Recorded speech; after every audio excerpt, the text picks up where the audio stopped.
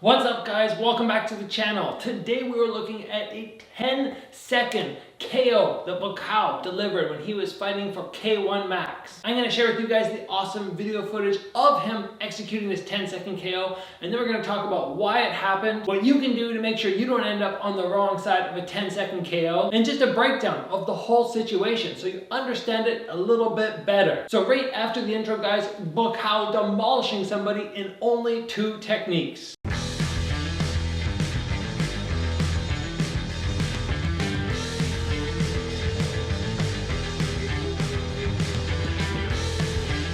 When we look back on K1 Max, one of the big things that I noted was the fighters there. Most of them were just incredible. When we look at guys like Buakaw, Masado, Andy Sauer, Albert Kraus, Artur Kashenko, there are about 10 guys who even now in kickboxing I think would give all the best a run for their money. But then there were some people, like Buakaw's opponent in this fight, Shishido, who just didn't quite have that extra little pop which made him one of the top in the world. Now I want to start off and look at the first 7 seconds of the fight. Shishido comes out and right away he's coming with pressure, but it's the wrong kind of pressure. We'll talk about that in a second. But he moves out, he's on Buakaw, right away he's coming and he's throwing lots of shots. And I like the pressure, I like the idea of bringing the fight to Buakaw, but the problem is Shishido is pitter-pattering. He's just tapping. And I remember seeing this guy, Shishido, Japanese fighter, when I was climbing up through the ranks going, man, this guy looks like he'd be a fun fight for me. He's kind of at the wrong weight class for 154. He looks like he should be more at my weight class, 145.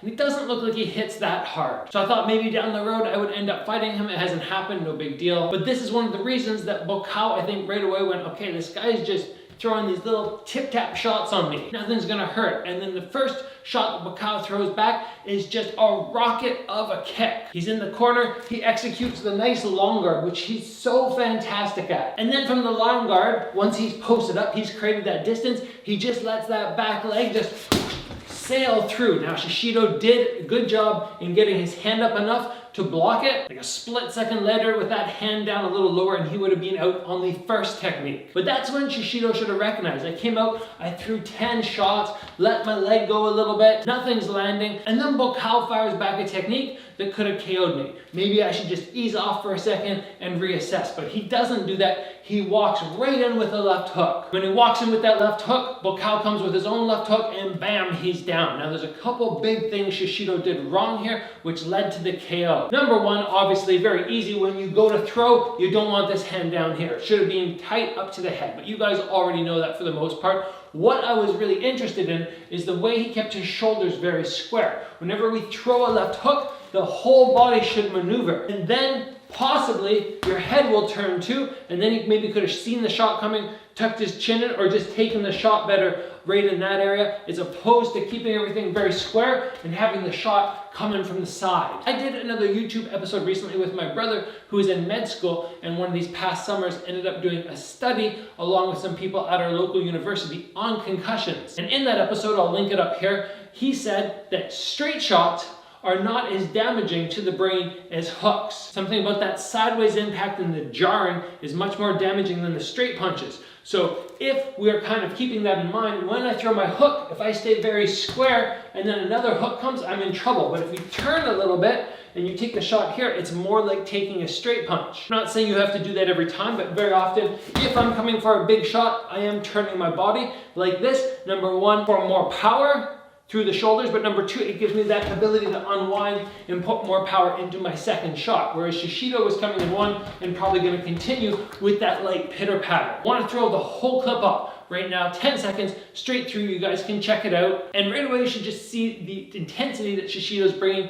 It's more of a point fighting based game to me. That's what it looks like, whereas Buakaw comes with that power. And we all know that Buakaw is a powerful fighter, maybe not so much in his hands at setting up combos and delivering high level boxing, but he is a powerful striker, and making a mistake against him is just gonna end up to this kind of KO. And I've cautioned you guys before multiple times on the channel about if you are competing, running out and recklessly just letting your hands go or lunging in, leaving a hand down, you have to be very, very cognitive in the first, not even 10 seconds, but more like the first 30 seconds to a minute. Assessing your opponent's strengths assessing how powerful they are, and also just taking in data about what their favorite techniques are. And then once you've collected that, then you pick the pace up a little bit more. But when you run out like Shishido did on somebody so high skill level like Buakaw, you are running the risk that yes, you will get KO'd on the first, second, third, maybe fourth or fifth shot that lands. You don't want to put yourself in that position. Stay focused on defense, even if you are bringing a hard offensive game. So this is a short episode, guys. That's all I have for you today. I just wanted to show you Buakaw in action, delivering a 10-second KO, and show you and break down what exactly happened and how it could have been avoided. If you guys enjoyed the episode, please give it a like. If you haven't already, join the channel and get subscribed. Train hard, guys. I'll see you back here soon for another video.